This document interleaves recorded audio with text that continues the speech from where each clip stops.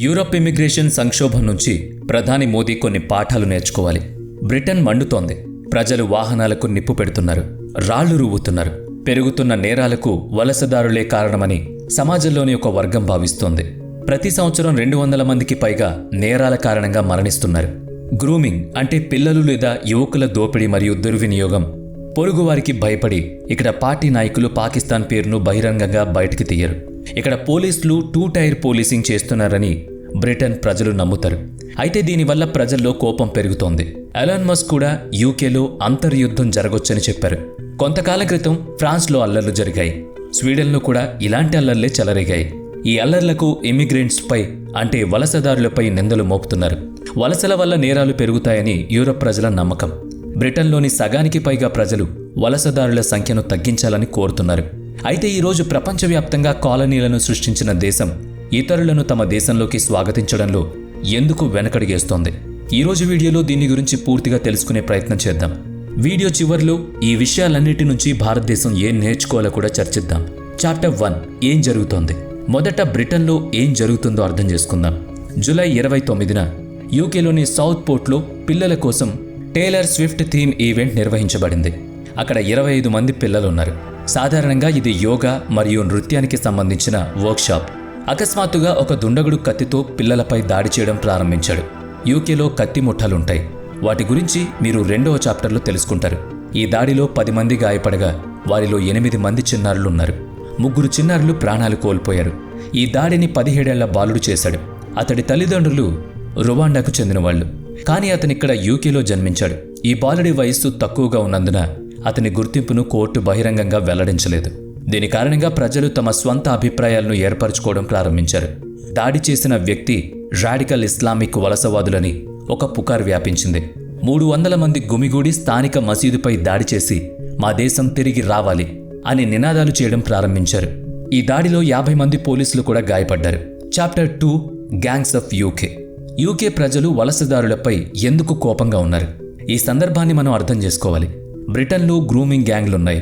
Grooming అంటే పిల్లలను లేదా యువకులను దోపిడీ లేదా దుర్వినియోగానికి సిద్ధం చేయడం, బాలికలను వ్యభిచారంలో దింపడం.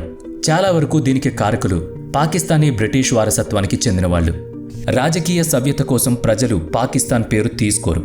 వివాదాలకు భయపడి అక్కడ నేతలు పాకిస్తాన్ పేరును బహిరంగంగా చెప్పకపోవడంతో ప్రజల్లో ఆగ్రహం పెరుగుతోంది. సువేలా బ్రేవర్మ్యాన్, ఈవిడ ఒక హోం సెక్రటరీ. ఆవిడ మాట్లాడుతూ మెంటల్ ఏజెన్సీలు రాజకీయంగా సరైనవి. వాళ్ళు మైనార్టీల పట్ల మృదువైన విధానాన్ని అనుసరిస్తున్నారు. బ్రిటన్ ప్రజలు ఇక్కడ పోలీసులు 2 టైర్ పోలీసింగ్ చేస్తారని, అంటే ఒక వర్గం వైపు చేస్తే తక్షణమే శిక్షించబడుతుందని, మరో వర్గం తప్పు చేస్తే క్షమించబడుతుందని నమ్ముతున్నారని అంటున్నారు. గ్రూమింగ్ గ్యాంగ్లు ఎక్కువగా పాకిస్తానీగా ఉన్నప్పటికీ మీడియాలో వాటిని తరచుగా ఆసియన్ లేదా సౌత్ ఆసియన్ అని పిలుస్తారు.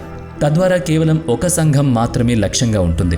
బాధపడాల్సిన విషయం ఏంటంటే ఇక్కడ ఎవరూ ఎవరిని సరిగ్గా పట్టించుకోవడం లేదు.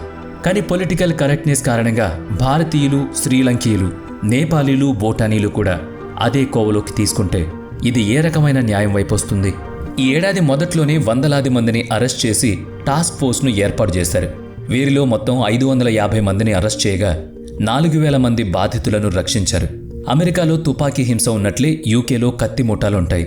2015 నుంచి నేటి వరకు కత్తి నేరాలు దాదాపుగా 80% పెరిగాయి. నటుడు ఐడ్రాప్ గురించి మీకు తెలిసే ఉంటుంది. అతని చిత్రం ఒకటి ప్రసిద్ధి చెందింది. ఇక్కడ నేరాలపై మడత పెట్టిన బట్టలు, కత్తి ముఠా ద్వారా. యూకేలో డ్రగ్స్ పెద్ద సమస్య మరియు డ్రగ్స్ ఉన్న చోట కత్తులు కూడా ఉన్నాయి. యూకేలో తుపాకులు సులభంగా అందుబాటులో ఉండవు. కాబట్టి డ్రగ్ డీలర్స్ వాళ్ల సరుకును రక్షించుకోవడానికి కత్తులను వాడతారు. మనం 2002 నుంచి 2021 వరకు డేటాను పరిశీలిస్తే యూకేలో జరిగిన అన్ని ఉగ్రవాద కార్యకలాపాలకు విదేశీ వ్యక్తులు లేదా విదేశీ ఆలోచనలు కారణమని తెలుస్తోంది. యూకేలోని జైళ్లు విదేశీ పౌరులతో నిండున్నాయి. మొత్తం జైలు జనాభాలో 12% విదేశీ పౌరులే. ఈ డేటా అంతా హక్కులను ఏమాత్రం సమర్థించదు, కానీ ఇది వాళ్ల కోపం వెనుక కారణాలను ఖచ్చితంగా హైలైట్ చేస్తుంది. Chapter 3 UK and emigration. 2024లో 14,000 మందికి పైగా ఇలాంటి పడవల్లో యూకేలోని ప్రవేశించారు. 2018లో చూస్తే 1,20,000 మంది అక్రమంగా యూకేకి వచ్చారు. ఈ వ్యక్తులెవరు? ఎక్కువ మంది ఆఫ్ఘనిస్తాన్, ఇరాన్, టర్కీకి చెందిన వారేనని డేటాలు చెబుతున్నాయి. బ్రిటన్ ఓడలో ప్రపంచమంతటా పర్యటించి తమ సంస్కృతిని వారిపై రుద్దే కాలం ఉండేది. అక్కడ కాలనీలు కట్టి అక్కడ ప్రజలను దోపిడీ చేసి లబ్ధి పొందేది. నేడు యూకే ప్రజలు బయట వ్యక్తులను తీసుకోవడానికి ఇష్టపడరు. అసైలం కోరే వారి సంఖ్య ఏటా పెరుగుతోంది.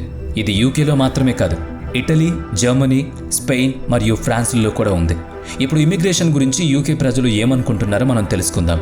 ఏప్రిల్ 2023 డేటా ప్రకారం 52% మంది బ్రిటిష్ ప్రజలు వలసదారుల సంఖ్యను తగ్గించాల్సిన అవసరం ఉందని చెప్పారు.